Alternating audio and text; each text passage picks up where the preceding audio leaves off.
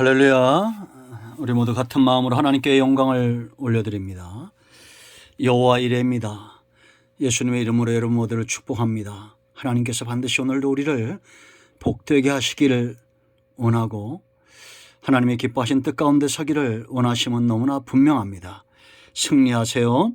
자, 오늘 이제 29절부터 마지막 35절까지 말씀을 묵상하겠습니다. 한번 읽어보시기 바랍니다. 먼저 기도합니다. 하나님 감사합니다. 영광을 드리며 하나님을 경배하며 말씀을 사모할 수 있는 은혜를 주시니 감사합니다. 세상에 속하여 영원히 멸망받을 지옥을 향해서 가고 있는 인생들을 하나님께서 붙드시고 하나님의 소유 삼아 주시고 세상에서 이끌어내시고 이제 하나님과 동행할 수 있는 큰 복을 허락하시니 감사합니다. 우리의 모든 죄와 허물을 사하시니 감사합니다. 이제 이 말씀을 통해서 다시 한번 우리가 하나님 앞에 온전히 서며 믿음에 설 수 있도록 하나님의 소유된 백성으로 거하게 하시고 우리의 모습이 어떠해야 되는지 하나님 앞에서 우리의 모습을 회복하는 은혜가 있기를 원합니다. 종을 낮추시고 겸손하게 하시고 오직 말씀의 도구만 되게 하옵소서. 예수님의 이름으로 사모하며 기도합니다. 아멘. 자, 29절 보겠습니다. 모세가 그 증거의 두 판을 모세의 손에 들고 시내산에서 내려오니 그 산에서 내려올 때 모세는 자기가 여호와와 말하였으므로 말미암아 얼굴 피부에 광채가 나나 깨닫지 못하였더라. 자, 마지막 35절 이스라엘 자손이 모세의 얼굴에 광채를 보므로 모세가 여호와께 말하러 들어가기까지 다시 수건으로 자기 얼굴을 가렸더라. 아멘. 오늘 이 말씀이 우리 모두에게 큰 힘이 되고 응답이 임하기를 사모합니다. 여러분 거울을 자주 보십니까? 거기에 무엇이 보입니까? 저는 때로 깜짝깜짝 놀랄 때가 있습니다. 왜 이렇게 싸나울까? 그것이 놀라게 합니다. 그 전에는 왜 이렇게 나이가 든 게 보일까? 왜 이렇게 늙었을까? 주름, 흰머리카락? 이런 것들이 걱정이 되는데 요즘은 제가 정직하게 말씀드리면 그러한 것은 걱정이 되지 않습니다. 머리가 많이 빠지기도 하고 그런데 얼굴에 왜 선한 구석이 없을까? 왜 얼굴에 이렇게 밝음이 없을까? 여러분 속에 있는 것들은 얼굴에 나오게 되어 있습니다. 왜 우리가 29절부터 35절까지 말씀을 주목해야 되느냐?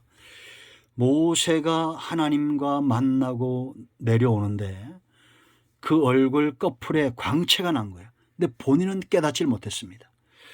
근데 아론과 30절 말씀 보면 이스라엘 자손이 모세를 보고 그 광채 때문에 두려웠어요. 모세가 이제 그 사람들을 부르니까 와서 이야기하고 모세는 이스라엘 자손들에게 시내산에서 받은 바 말씀을 다 그들에게 명령을 전했습니다. 그리고 모세가 그 얼굴을 수건으로 가렸어요. 사람들이 그 모세의 얼굴을 봤기 때문입니다. 이 말씀이 왜 중요하냐?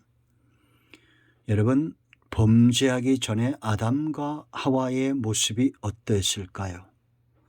그리고 장차 우리가 하나님 나라 아직 오지 않았지만 하나님 나라에 갔을 때 우리의 모습이 어떨까요? 그는 말할 수 없는 광채가 날 겁니다. 저는 천국 갔다 오신 분들의 간증을 많이 듣는데 썩 좋아하진 않습니다. 그런데 저희 아버님도 말씀도 잘 못하신 분이 천국 갔다 온 간증을 2시간, 3시간씩 하시고 그랬어요. 근데 어떤 분이 그러더라고요. 천국 가서 자기 삼촌을 만났는데 세상에 그렇게 아름다울 수가 없더랍니다. 그 여의도 순복음교회 김상호 목사님 사모님도 그렇죠. 굉장히 못생겼었답니다. 이 조영기 목사님이 신방을 가면 음식을 가져오면 쳐다보기 민망할 만큼 그렇게 못난이었는데 천국 가서 보니까 너무 이쁘더라는 거예요. 저는 그게 옳다고 봅니다. 광채가 날 거예요. 그런데 지금 모세는 지금 천국이 아니잖아요. 이 땅에 있으면서도 하나님과 더불어 말씀을 나누고 교제하고 소통하니까 얼굴에 영광이 나고, 이건 다시 말하면 악의가 없고 선함이 가득한 겁니다. 우리는 모세 시대보다도 더 놀라운 축복을 받은 사람들 아닙니까? 예수님 때문에 십자가에서 죽으심으로 인해서 죄와 허물이 다 사함을 받은 거예요. 누구를 가까이 하느냐가 굉장히 중요합니다. 철이 철을 날카롭게 하는 것처럼 친구가 그 친구의 얼굴을 빛나게 한다고 그랬잖아요. 우리가 참 복음적인 말이 있는데 끼리끼리 모인다, 이런 말이 있어요. 이거 여러분 자세히 보면 성경적인 말입니다. 이단에 빠져 있는 사람과 복음적인 교회 성도는 달라야 됩니다. 제가 늘 성도들에게 말합니다. 우리 교회 와서 1년, 2년, 3년 되면 얼굴이 다 바뀐다고. 좋은 목사님, 좋은 교회 만나서가 아니라 그들이 주님을 만났기 때문이고, 우리는, 교회는 주님 만나도록 중매장이 역할하는 겁니다. 여러분들이 지금은 우리가 모세처럼 산에 가고 꼭 사명이 있어서 산기도 가는 건 전 뭐라고 하지 않습니다. 그런데 모든 삶도 사역도 내팽개치고 이 산 저 산 돌아다니지 마세요. 여러분들이 있는 곳에 성령은 우리 안에 계시잖아요. 우리가 성전이라고 말하지 않습니까? 그러면 골방에 들어가서 예수님이 가르친 대로 골방에 들어가서 하나님의 얼굴을 구하고 묵상하세요. 기도하세요.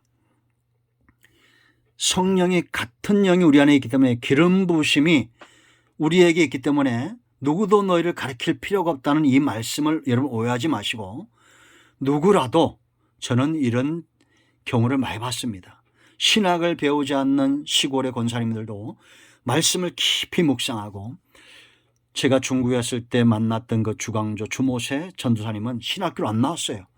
그런데 창세부터 요한계시록까지 말씀을 깊이 있게, 그 탈북자들은 숨어서 할 일이 없으니까 새벽 5시부터 밤 10시까지 성경만 봐요. 그런 사람들에게 놀라운 깨달음이 있습니다. 얼굴에도 그것이 나타나요. 여러분, 하나님을, 좋은 사람을 만나도 그 얼굴이 바뀌지 않습니까? 그죠? 하다못해 집에서 키우는 강아지도 주인을 잘 만나면 순하잖아요. 여러분, 이건 이해하고 들으세요. 주인이 뚱뚱하니까 그 집의 강아지도 뚱뚱하고, 제 경험입니다. 주인이 삐쩍 마르니까 강아지도 삐쩍 마르더라고요. 우리는 하나님을 가까이 할 뿐만 아니라 우리 안에 있어요. 모세도 경험하지 못했던 성령이 믿는 자들 안에 있어요. 우리 얼굴이 어떠해야 될까요? 광채가 나야 됩니다. 그럴 때 어떤 축복이 임하느냐? 문제가 해결됩니다. 툭 하면 모세를 돌로 치려 했던 자들이 어떻게 됩니까? 두려워합니다. 평정됩니다. 그리고 우리가 모세에게 배울 것은 이 광채를 나타내려고 하지 않아요. 수건으로 가려요. 이건 우리도 이런 겸손을 배워야 됩니다. 하나님이 나를 통해서 영광을 받으시고 하나님의 광채가 나타나야 되죠.